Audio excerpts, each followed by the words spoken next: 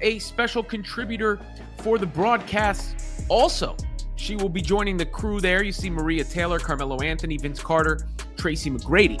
And CC will be making her TV analyst debut on their Basketball Night in America show for a game between the Los Angeles Lakers and the New York Knicks at Madison Square Garden. Obviously, Clark, a big fan of LeBron James, so she'll probably have good things to say about him. Here's what she... Ladies and gentlemen, listen to me and listen good, because the tectonic plates of the sports world have just shifted so violently that most people haven't even realized the ground is cracking beneath their feet. We are not just talking about a new job for a basketball player. We are talking about the official, signed and delivered coronation of Caitlyn Clark as the single most powerful entity in American basketball, and the WNBA front office is currently staring at a nightmare scenario that they never saw coming. It is official, the ink is dry, and the headlines are screaming the truth that the establishment tried to hide. Caitlyn Clark has signed a historic, multi-year partnership with NBC Universal to join their NBA broadcast team, and this is not some cute little guest spot. This is a hostile takeover of the media landscape. NBC has looked at the board, they have looked at the ratings, and they have made a decision that is going to change the trajectory of sports history. They are not marketing her as a WNBA star anymore. They are marketing her as the face of the game, period. Sam Flood, the executive producer at NBC Sports, went on record and said it. He said, "There is no more iconic figure in basketball in the women's game right now, or the game in general." Do you understand the weight of that statement? He didn't say female basketball, he didn't qualify it, he said the game in general. That is a direct shot at the NBA's current marketing stars. It is a message to the WNBA, and it is a declaration that Caitlyn Clark has ascended to a level of fame that transcends gender, league, and logic. Here's what she said in the press release. "I'm really excited to be part of the Basketball Night in America crew this season. Carmelo, Vince, and Tracy are legends of the game, and Maria is a true professional. It will be really fun to join them a few times this season." And then from NBC, "Caitlyn is one of the most captivating players and dynamic scorers in basketball. We're excited to have Caitlyn join Hall of Famers Melo, Vince, Tracy, and Reggie in New York for the launch of Sunday Night Basketball." You have to look at the specific details of this deal to understand why it is such a catastrophe for her critics. She is debuting on February 1st, and she isn't doing it in a studio in Connecticut. She is doing it at Madison Square Garden, the mecca of basketball, for a primetime showdown between the Los Angeles Lakers and the New York Knicks. This is the biggest stage in the sport. You have LeBron James on the court. You have Jalen Brunson on the court.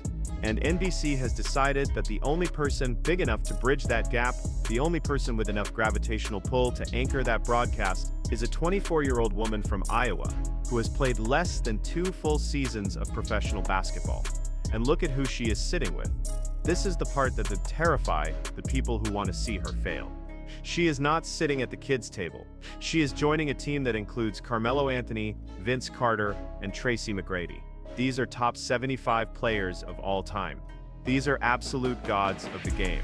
And Caitlyn Clark is going to be sitting right next to them, breaking down film, analyzing defenses, and talking hoops as a peer. This validates her basketball IQ in a way that no WNBA trophy ever could. It tells the world that the legends respect her, that the network trusts her, and that she belongs in the conversation with the greatest to ever do it. But they made a big splash when Michael Jordan was announced as a contributor for their NBA coverage. Now, he's only appeared a couple times. It looks like it was from the same interview, but just the idea of Michael Jordan on screen created buzz. Now, similarly, they've created some buzz with Caitlyn Clark, who was announced as a special contributor for the broadcast. Also, she will be joining the crew there. You see Maria Taylor, Carmelo Anthony, Vince Carter, Tracy McGrady. And CC will be making her TV analyst debut. But we have to talk about the elephant in the room, the dark cloud that is hanging over this entire announcement. And that is the absolute disaster unfolding in the WNBA front office. While Caitlyn is out here popping champagne with NBC executives and preparing to take over Sunday Night Basketball, the WNBA is currently embroiled in a bitter, ugly labor dispute that threatens to tassel the entire The collective bargaining agreement talks have stalled. There is uncomfortable silence between the league and the players, and we are looking at a potential lockout. Think about the leverage play that Caitlyn just pulled off. The league is trying to negotiate. They are trying to control the players, but Caitlyn Clark just went out and got a job that pays her to be on national television, regardless of whether the WNBA plays a single game this year or not. She has fireproofed her career.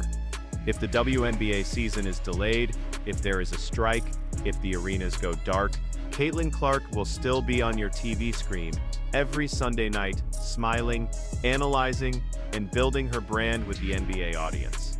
She has effectively told the WNBA, "I do not need you to survive." This is the ultimate power move.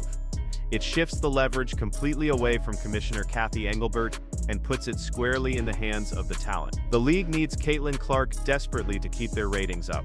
But Caitlyn Clark just proved she can get ratings talking about LeBron James just as easily as she can playing against the Las Vegas Aces. Why are they investing so heavily in a player who isn't even in the NBA? It's because they are playing the long game. NBC just got the NBA rights back after 23 years. They need to make a splash. They need to prove that they are the new home of basketball culture. And they know that the culture right now is Caitlyn Clark. They are tapping into the Caitlyn Clark effect that shattered viewership records in the WNBA and bringing that energy to the men's game. They know that there is an army of millions of new fans who follow Caitlyn wherever she goes. These are people who might not care about the Knicks or the Thunder, but they will tune in to hear what Caitlyn has to say. It is a brilliant, cynical, beautiful business strategy. They are weaponizing her fan base to boost their own ratings, and in the process, they are elevating her to a level of stardom that we haven't seen since Michael Jordan. And speaking of Jordan, notice the parallels. NBC used to be the House of Jordan. Now they are trying to build the House of Clark. The symbolism is undeniable. They are positioning her as the heir to the throne, the new face of their basketball identity. And they are doing it right in front of everyone's face. The reaction to this has been explosive, and it exposes the deep, ugly fractures in the sports media landscape.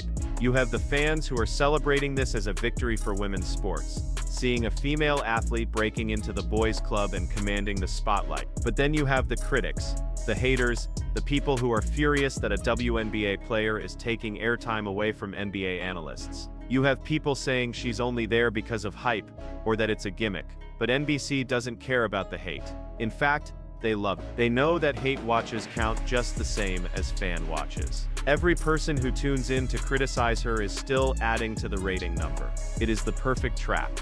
And Caitlyn, she is ready for this. We saw the viral clip of her doing play-by-play for the Phillies, showing that she has that natural charisma, that ability to be quick-witted and funny on the fly. She isn't just a robot who shoots threes, she is a personality. NBC executive producer Sam Flood talked about her thoughtful approach to interviews and her deep love for the sport. They aren't hiring her just to be a pretty face, they are hiring her because she knows ball. She studies the game. She can break down a pick and roll better than half the guys on TV right now. And when she sits next to Vince Carter and breaks down a dunk, or sits next to Melo and talks about scoring mechanics, it is going to shut the critics up very, very quickly. We also have to look at the corporate synergy here. This deal is brought to you by Xfinity, which is owned by Comcast, the parent company of NBC. This is a massive corporate machine moving in lockstep to maximize the value of their biggest asset. They are building a Caitlyn Clark ecosystem. You have the WNBA games, you have the NBA coverage, you have the commercials, you have the social media content. It is an all-encompassing media blitz designed to make her unavoidable. And it is working. The WNBA schedule was just released, promising a historic 30th season, but all anyone is talking about is Caitlyn joining the NBA broadcast. The league is trying to hype up expansion teams in Toronto and Portland. They are trying to hype up the new schedule. But Caitlyn just stole the entire news cycle with one press release. That has to stick. It has to hurt the ego of the league executives who desperately want to be the ones controlling the narrative. But they lost control a long time ago. The moment Caitlyn Clark started selling out arenas on the road, the moment she started getting higher ratings than the NBA playoffs, the power dynamic shifted forever. And what about the future?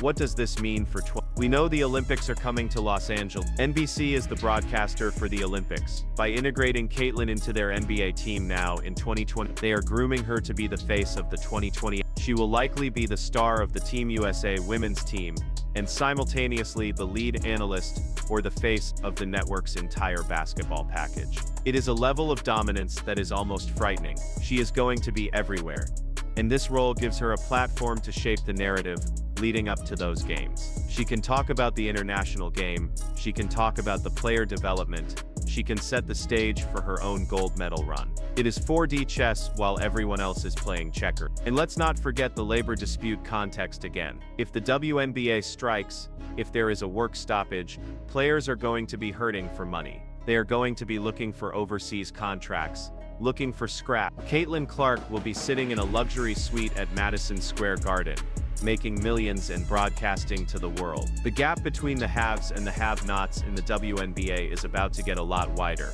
and that tension is going to fuel even more drama, even more storylines, and even more interest. The critics will say she hasn't earned it. They will say she's too young. They will say she should focus on her own game. But look at the numbers. Look at the Caitlyn Clark effect. She is an economy. She brings money wherever she goes. And in the business of sports media, money is the only thing that matters. NBC didn't hire her to be they hired her to win the ratings war against ESPN and Amazon. And by securing the biggest name in sports, they have fired a nuclear warhead at their competition. This is a warning shot to everyone in the industry: adapt or die. The old rules of wait your turn do not apply to Caitlyn Clark. She is kicking down the door and bringing a legion of fans with her. So when you see her on Sunday night standing next to Maria Taylor, laughing with Vince Carter and analyzing the Lakers, do not view it as just a TV segment. View it as a coronation. View it as the moment where the lines between the WNBA and the NBA finally blurred into irrelevance, and one player stood above it all, holding the microphone and controlling the conversation. The revolution will be televised, and it will be hosted by Caitlyn Clark.